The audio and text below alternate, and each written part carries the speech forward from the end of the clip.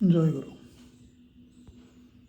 ଗହନ କଥା ନାରାୟଣ ମିଶ୍ର ଚ୍ୟାନେଲର ଆଉ ଗୋଟିଏ ନୂତନ ଅଧ୍ୟାୟକୁ ବିଜ୍ଞ ଶ୍ରୋତା ଆଉ ଦର୍ଶକମାନଙ୍କୁ ସ୍ୱାଗତ କରୁଛି ମୁଁ ନାରାୟଣ ମିଶ୍ର। ଆଜିର ବିଷୟବସ୍ତୁ ଯେ ଆଗରୁ ଯେଉଁ ଗାଁ ଥିଲା, ଗାଁରେ ଯେଉଁ ଚରିତ୍ରମାନେ ସବୁ ଥିଲେ ସବୁ ବଦଳିଗଲାଣି। ସେ ଗାଁ ଆଉ ନାହିଁ। ଯେଉଁ ସଚୀ ରାଉତ ଲେଖିଥିଲେ ଛୋଟ ମୋର ଗାଁଟି, ସେ ପଦେ ଆଉ ଏବେ କାଟୁ କାମ କରୁନି। ଏହି ବିଷୟରେ ଆମେ ଗୋଟିଏ ଛୋଟିଆ ସତ କଥା ଶୁଣିବା। ସାନ ପୁଅକୁ ଗାଁରେ ରହି ପାଖ କଲେଜରେ ବିକମ୍ ପଢ଼ିବାକୁ ମୁଁ ସହରରୁ ଗାଁକୁ ପଠାଇଦେଲି। ପିଲାଟା ବହୁ ମାତ୍ରାରେ ଆତ୍ମନିର୍ଭରଶୀଳ ହୋଇସାରିଛି। ତେଣୁ ତା ଅନିଚ୍ଛା ସତ୍ତ୍ୱେ ତା ବ୍ୟାଗପତ୍ର, ପ୍ୟାଣ୍ଟ ସାର୍ଟ ଏବଂ ଅନ୍ୟାନ୍ୟ ଦରକାର ଜିନିଷ ନେଇ 2 ବର୍ଷ ହେଲା ସେ ଗାଁରେ ରହୁଛି। ମୋ ପାଖ ପଡ଼ିଶା ମୋତେ ଛି ଚାକର କରୁଛନ୍ତି।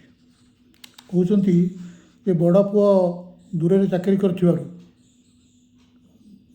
ବୁଢ଼ାଟା ପରିଣତ ବୟସରେ ଖୁଲମ ଖୁଲା ପ୍ରେମ କରିବାକୁ ସାନଟାକୁ ବି ଗାଁକୁ ପଠାଇଦେଲା।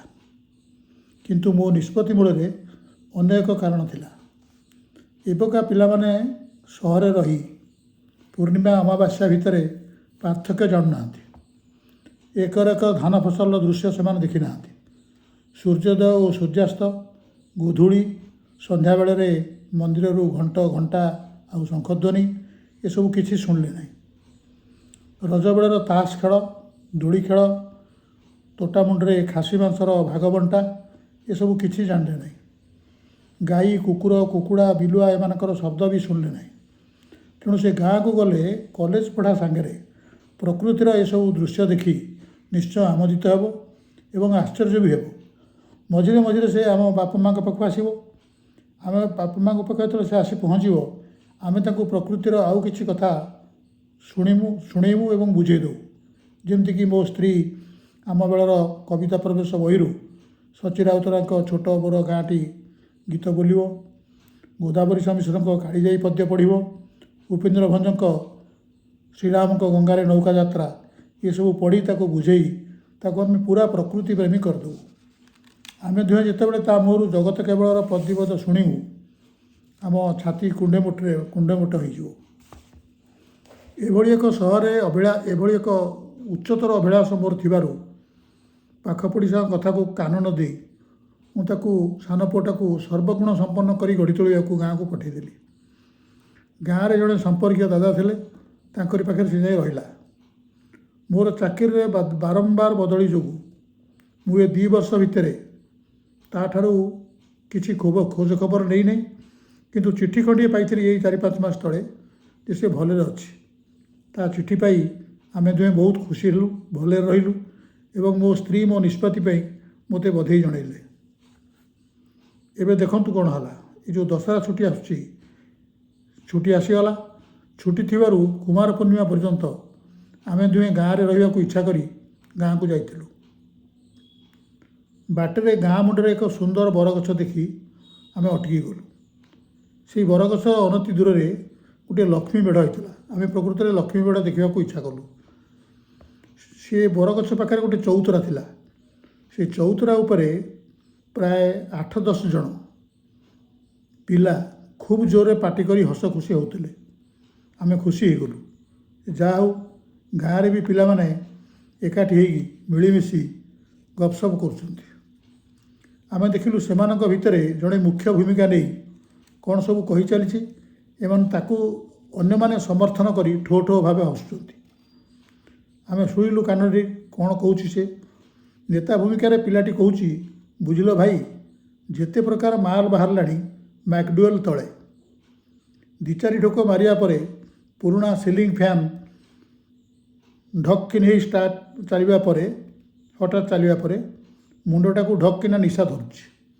ଦେ ମୋତେ ଆଉ 2 ପେଗ୍ ସେଥିରୁ ଏକାଥରକେ ଦେଇଦେ, ଆଉ ସେଥିରୁ କିଛି ବିୟର ପଞ୍ଚ କରିଦେ। ଏଥରକ ବୁଝିଲ ନା ଭାଇ, ସିନେମାରେ ଯେଉଁ ସାମ୍ପେନ୍ ଦେଖାଏ, ସେଇଥିରୁ ବୋତଲରେ ଆଣିବାକୁ ମାମୁଁ କହିଛି। କାଳୀ ପୂଜାରେ ଖାସି ମାଂସ ସାଙ୍ଗକୁ ସାମ୍ପେନ୍ ବୋତଲଟା ହେଲେ ପୁରା ଜମିଯିବ। ଆମ ଗାଁରେ ମଦ ମାଂସର ଏଭଳି ବନ୍ୟାର ଦୃଶ୍ୟ ଦେଖି ହଠାତ୍ କ'ଣ କରିବୁ କିଛି ଠିକ୍ କରିପାରିଲୁ ନାହିଁ। ଲକ୍ଷ୍ମୀ ମେଢ଼ ପଛପଟ ଛାଇ ଅନ୍ଧାରରେ ସେମିତି କିଂ କର୍ତ୍ତବ୍ୟ ବିମୂଢ଼ ହୋଇ ଆମେ ସେ ଟୋକାର କଥା ଶୁଣିଲୁ। ହଠାତ୍ ସେଇ ନେତା ବୋଲଉଥିବା ଟୋକା ପୁରାପୁରି ନଷ୍ଟ ହୋଇସାରିଥିବା ଜାଣି ପିଲାଟି ସାମ୍ନାରେ ବସିଥିବା ଲମ୍ବା କଲିଆ ଦାନ୍ତୁରା କୃଷ୍ଣବର୍ଣ୍ଣ ପିଲାଟି କହିଲା, ଦେଖିଲ ଭାଇ, ଏଥରକ କେମିତି ଚାନ୍ଦା ଆଦାୟ ବଜେଟ୍ ତିଆରି କରିଦେଲି। ଗାଁ ବାଲାକୁ କହି ବୋଲି ଭଲକିରି ଟଙ୍କା ଆଦାୟ କଲି। ପ୍ରାୟ 20-25 ହଜାର ଟଙ୍କା ଆଦାୟ ହେଲା। ସେଥିରୁ ଅଳ୍ପ କିଛି ଭୋଗ, ଫୁଲ, ମେଢ଼, ମୂର୍ତ୍ତି ଏସବୁ ବାଜା ଏସବୁ ଛାଡ଼ି ଆହୁରି ଦେଖ 9,500 ଟଙ୍କା ବଢ଼ିଛି। ଏଥିରେ 2 ଥର ଫିଷ୍ଟ କରିବା। ଚାନ୍ଦା ଆଦାୟ ବେଳେ ଯେଉଁ ଜଳଖିଆ ଖର୍ଚ୍ଚ ହୋଇଥିଲା 2,000, ମାଛ ମାଂସ ଖାଇଥିଲୁ, ତାପରେ ମାଲପାଣି ପିଇଥିଲୁ। ଏସବୁ ଚାନ୍ଦା ଆଦାୟ ମାନେ ମୂର୍ତ୍ତି ହେବା ପୂର୍ବରୁ ଏସବୁ ଖର୍ଚ୍ଚ ଯାଇକରି ବି ଏବେ ବଳିଛି 9,000 ଟଙ୍କା। ଏଇ ଯେଉଁ 9,000 ଟଙ୍କା ବଳିଛି, ଏଇଥିରେ ଆମେ ବର୍ତ୍ତମାନ ବସିକିରି ପିଆପିଇ କରୁଛେ। ମାଂସ ଝୋଳ ବି ହୋଇସାରିଲାଣି। ଏତକ ଶୁଣି 7-8 ଜଣ ପିଲାଯାକ ସମସ୍ତେ ଆନନ୍ଦରେ ପୁଣି ଆଉ ଗୋଟେ ବୋତଲ ସାରିଦେଲେ। ସ୍ତ୍ରୀଙ୍କ ବାରଣ, ମୁଁ ତ ମାଷ୍ଟ୍ରିଆ ମୁଣ୍ଡ, ମାଷ୍ଟର ଚାକିରି କରିଛି, ତେଣୁ ସ୍ତ୍ରୀ ମନା କଲେ ଯେ ତୁମେ ସେଠିକି ଯାଅ ନା, ସେମାନେ ଅଭଦ୍ର ବ୍ୟବହାର କରିବେ। ଆମେ ଜାଣିନେ ସେମାନେ କିଏ, କିନ୍ତୁ ସ୍ତ୍ରୀଙ୍କ ବାରଣ ସତ୍ତ୍ୱେ ମୋ ମାଷ୍ଟ୍ରିଆ ଗୁଣ ମୋତେ ପିଲା ବସିଥିବା ଜାଗାକୁ ଟାଣି ନେଇଗଲା। ମୋ ମନ ନେତା ଥିବା ପିଲାଟିକୁ ଡାକି ମୁଁ କହିଲି, ପିଲାମାନେ, ଲକ୍ଷ୍ମୀ ପୂଜାରେ ଲକ୍ଷ୍ମୀଙ୍କ ମେଢ଼ ପାଖରେ ଏସବୁ କ'ଣ କରୁଛ? ନେତା ପିଲାଟି ତା ଟୋପି ଆଉ କଳା ଚଷମା କାଢ଼ି ମୁହଁ ପୋଛି ପୋଛି ଅଣ୍ଟା ଭାଙ୍ଗି ମୋତେ ଆସି ଓଳଗି ହଉ ହଉ ପ୍ରଣାମ କରୁ କରୁ ତଳେ ପଡ଼ିଗଲା। ମୁଁ ତାକୁ ତଳୁ ଉଠାଇ ଠିଆ କରି ତା ମୁହଁକୁ ଭଲକରି ଚାହିଁଲି। ଦେଖିଲି, ଆରେ ଇଏ ତ ଆମ ସାନ ଟୋକା। ତାକୁ ସାଙ୍ଗରେ ଧରି ଦାଦାଙ୍କ ଘରକୁ ଆସିଲୁ। ଦାଦା ଆମ ଦୁହିଁଙ୍କୁ ଦେଖି ଖାସ୍ ସେମିତି ଖୁସି ହେଲେ ନାହିଁ। ଆମେ ସମସ୍ତେ ଖାଇ ପିଇ ସାରିବା ପରେ ଦାଦା ଖୁଡ଼ି ଦୁହେଁ ଆମ ସାନ ଟୋକାର ଗୁଣଗ୍ରାମ ସବୁ ବର୍ଣ୍ଣନା କଲେ। ଦାଦା କହିଲେ, ବୁଝିଲୁ ପୁଅ, ଏ ଟୋକାଟା ଜନ୍ମରୁ ନଷ୍ଟ। ବେଳକାଳ ଦେଖିବାକୁ ଜନ୍ମ କରିଥିଲୁ ଯେ କାହାରିକୁ ତା'ର ତିଳେ ମାତ୍ର ଖାତିର ନାହିଁ। ଏ ବର୍ଷ ପ୍ରି ଡିଗ୍ରୀ ପରୀକ୍ଷାରେ 4ଟି ବିଷୟରେ ବ୍ୟାକ୍ ଅଛି। ତା କଲେଜ ପଢ଼ୁଆ ସାଙ୍ଗର ବାପାଙ୍କ ପଛ ସ୍ତ୍ରୀକୁ ନେଇ ବାରମ୍ବାର କଟକ ଯାଉଛି, ବିଭିନ୍ନ ଜାଗାକୁ ଯାଉଛି, ବାହାରେ ବି ରହିଯାଉଛି ଦିନେ 2 ଦିନ। ସିଏ ଛଟିକି ମାଇକିନିଆ, ୟାଠୁ 3-4 ବର୍ଷ ବଡ଼, କିନ୍ତୁ ୟାକୁ ବରାବର ଖାଇବାକୁ ଡାକୁଛି ଏବଂ ଯେତେବେଳେ ବାହାରକୁ ଯାଉଛି ତାରି ସ୍କୁଟରରେ ୟାକୁ କହୁଛି, ତୁ ଚଲା, ମୁଁ ପଛରେ ବସୁଛି। ୟାକୁ ସାଙ୍ଗରେ ନେଇଯାଉଛି ଏବଂ ସହରରେ ଯାଇ କେଉଁଠି ଦିନେ ଦିନ ରହିକିରି ଆସୁଛି। ମୁଁ ଜାଣିପାରୁନି ତୁ କ'ଣ ପାଇଁ ୟାକୁ ଗାଁକୁ ପଠାଇଥିଲୁ। ଗାଁ ରାଜନୀତି ଦାଦା କହି ଚାଲିଛନ୍ତି। ଆମେ ବାପା ମା' 2ଟା ପୁଅ ସହିତ ଶୁଣୁଥାଉ। ଗାଁ ରାଜନୀତି ସହରଠାରୁ ବଳିଗଲାଣି। ଗଲା ପଞ୍ଚାୟତ ନିର୍ବାଚନରେ ଆମ ଗାଁର କ୍ୟାଣ୍ଡିଡେଟ୍ ଯିଏ ଠିଆ ହେଇଥିଲା, ତା ପାଇଁ ପ୍ରଚାର କରି କରି ଅନେକ ରାତିରେ ଘରକୁ ଫେରିଲା, କିନ୍ତୁ ସେ କ୍ୟାଣ୍ଡିଡେଟ୍ ହାରିଗଲା। ଏ ଯାହା ପାଇଁ ପ୍ରଚାର କରୁଥିଲା। 3-4 ଥର ବାଡ଼ିଆ ପିଟା ବାହାରେ ଯେଉଁ ହୁଏ, ଇଏ ସବୁଥିରେ ଥାଏ ଏବଂ ଘର କଳି ବାହାର କଳି ଆଣିକିରି ଘରେ ପୁରାଏ। ତୁ ତ ମୋ ପାଖରେ ଛାଡ଼ିଲୁ। ମାସକୁ ମାସ ତାକୁ 1,000 ଟଙ୍କା ଲେଖାଁ ପଠାଇଲୁ। ମୋବାଇଲ ବି ଦେଇଛୁ। ସେ କ'ଣ ପାଇଁ ମୋତେ ମାନିବ? ଆଉ ଆମ 2 ଜଣଙ୍କୁ ସେ ବାଳରେ ଖାତିର କରେନି। ଆମ ଉପରେ ତ ନିର୍ଭର କରିବା ତା'ର ଦରକାର ନାହିଁ ମୋଟେ। ତା ଛଡ଼ା ଗାଁରେ ଗାଡ଼ି ମଟର, VCD, ମୋବାଇଲ, ପ୍ରେମ, କାମ, ରାଜନୀତି, ଦୁଆ ଚୋରି, କୃତଘ୍ନତା ସବୁ ଭର୍ତ୍ତି ହୋଇଗଲାଣି। ଇଏ ଗୋଟେ ମିନି ସହର। ଗାଁର ଲୋକେ ବର୍ତ୍ତମାନ ସହର ଲୋକଙ୍କୁ ଚିତା କାଟିଦେବେ। ତୁ ତଥାପି ଗାଁକୁ ପଠାଇଲୁ। କୌଣସି ଗୁଣରେ ଏ ପିଲାଟା ସହରୀ ହେବା ଅପେକ୍ଷା କମ୍ ଗୁଣରେ ନାହିଁ। ଏ 3 ଖଣ୍ଡ ଗାଁରେ, ମାନେ ଆମ ପଞ୍ଚାୟତରେ ପ୍ରାୟ ସବୁ ସ୍ତ୍ରୀ ଲୋକ ତା ଚେହେରା ଆଉ କଥାବାର୍ତ୍ତା ଆଉ ନେତାଗିରିକି ବହୁତ ପସନ୍ଦ କରୁଛନ୍ତି। ଆସନ୍ତା ନିର୍ବାଚନକୁ ସେ କହୁଛି ସରପଞ୍ଚ ପାଇଁ ଠିଆ ହେବ। ଯୋଜନା କରିଛି, ଠିଆ ହେବ କି ନାହିଁ ମୁଁ ତ କହିପାରିବିନି, କହୁଥିଲା ଥରେ। ଏମିତି ଉଠି ଉଠି ତା ଆୟତ ସମସ୍ତ ଗୁଣଗୁଡ଼ିକୁ ଦ୍ୱାରା ମୁଁ ସ୍ପଷ୍ଟ ଦେଖିପାରୁଛି। ଦାଦା କହିଲେ ଯେ ମୁଁ ସ୍ପଷ୍ଟ ଦେଖିପାରୁଛି ଦିନେ ନା ଦିନେ ସେ ପ୍ରଥମେ MLA ଏବଂ ତାପରେ ଆମ ରାଜ୍ୟର ମନ୍ତ୍ରୀ ହୋଇଯିବ। ନିଶ୍ଚିତ ହେବ। ତୁ ତୋ ସ୍ତ୍ରୀକୁ ନେଇ ସହରକୁ ଫେରିଯା, ଆଉ ଭାବି ମନ୍ତ୍ରୀଙ୍କୁ ସ୍ୱାଗତ କରିବାର ସ୍ୱପ୍ନରେ ମଜିଯା। କାରଣ ମନ୍ତ୍ରୀ ହେବାକୁ ହେଲେ ଯେଉଁ ଯେଉଁ ଗୁଣ ଦରକାର ଏ ସବୁ ତା ପାଖରେ ଅଛି। ସୁରା, ସାକ୍ଷୀ, ବଳାତ୍କାର, ଧର୍ଷଣ, ବାଡ଼ିଆ ପିଟା, ଗଣ୍ଡଗୋଳ, ଥାନାକୁ ବାରମ୍ବାର ଯିବା ଆସିବା, ଏସବୁ ଗୁଣ ତାର ଆସିଗଲାଣି। ତେଣୁ ଟିକେଟ୍ ସେ ନିଶ୍ଚୟ ପାଇବ। ଆଉ ଥରେ ଟିକେଟ୍ ପାଇଲେ ସେ ନିଶ୍ଚୟ ଜିତିବ।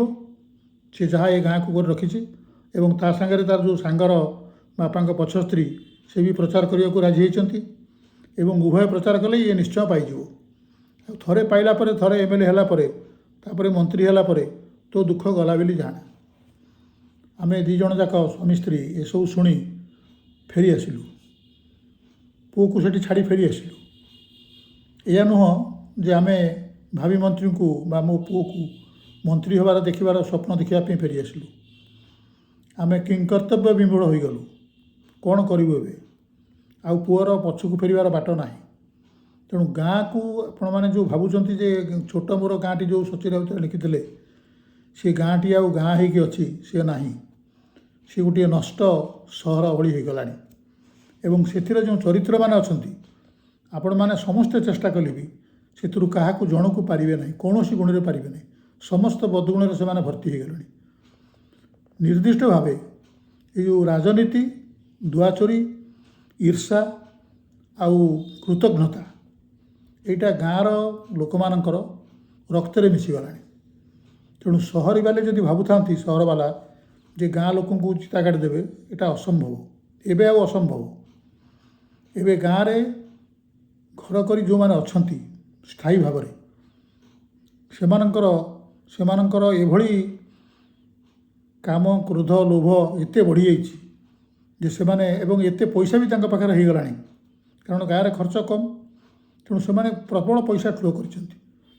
ଆମେ ଯେଉଁ ଭାବୁଛୁ ଯେ ଆମେ ସହରରେ ଭଲରେ ଅଛୁ, ଆମେ ଏପଟ ସେପଟ କରି ୟା ତକିଆ ତା ମୁଣ୍ଡ ତକିଆ ତା ମୁଣ୍ଡ ତଳେ କରି ଚଳୁଛୁ, କିନ୍ତୁ ସେମାନେ ନିର୍ଦ୍ଦିଷ୍ଟ ଭାବେ ପ୍ରତିଷ୍ଠିତ ହୋଇସାରିଲେଣି ଏବଂ ସେଠି ତାଙ୍କମାନଙ୍କ ଭିତରେ ଚଳିବା ସାନ ପୁଅ କ'ଣ ପାରିଲାନି।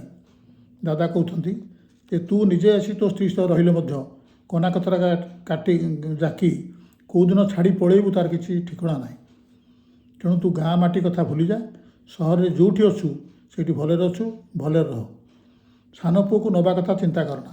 ସେ ଯେବେ ଠିଆ ହେବ, MLA ହେବ, ମନ୍ତ୍ରୀ ହେବ, ତାପରେ ଗଲେ ତୋ ଦୁଃଖ ବୁଝିପାରେ। ତୁ ବ୍ୟସ୍ତ କିଛି ହୁଅନା। ଏତିକି କହି ଦାଦା ତାଙ୍କ ବକ୍ତବ୍ୟ ଶେଷ କଲେ। ଆପଣମାନେ ଜାଣନ୍ତି ଏଇଥିରୁ ଯାହା ବୁଝିବେ, ଆପଣଙ୍କର ସମସ୍ତଙ୍କର ଗାଁ ଅଛି। ଆମେ କେହି ସହରରେ ନଥିଲୁ ଆରମ୍ଭରୁ। ଅଧିକାଂଶଙ୍କର ଶତକଡ଼ା 99 ଲୋକଙ୍କର ଗାଁରୁ ସେମାନେ ଆସିଛନ୍ତି। ଭୁବନେଶ୍ୱର, କଟକ ବା ରାଉରକେଲା, ସମ୍ବଲପୁର, ବାଲେଶ୍ୱର ଏସବୁ ଜାଗାରେ ବସତି ସ୍ଥାପନ କରି ଘର ଦ୍ୱାର କିଣି ରହିଛନ୍ତି।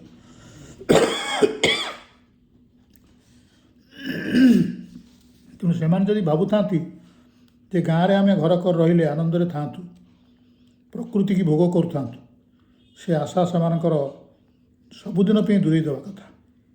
ଯଦି ଅଧ୍ୟାୟଟି ଆପଣଙ୍କୁ ଭଲ ଲାଗିଲା, ଗହନ କଥା ନାରାୟଣ ମିଶ୍ର ଚ୍ୟାନେଲଟିକୁ ନିଶ୍ଚୟ ସବସ୍କ୍ରାଇବ୍ କରିବେ, ସାଙ୍ଗମାନଙ୍କ ସହିତ ଏହାର ବିଷୟବସ୍ତୁ ସେୟାର କରିବେ ଏବଂ ନିଜକୁ ଏ ସମସ୍ତ ବଦଗୁଣ ଠାରୁ ଦୂରେଇ ରଖିବାକୁ ନିଶ୍ଚୟ ଚେଷ୍ଟା କରିବେ। ରହିଲି, ନମସ୍କାର।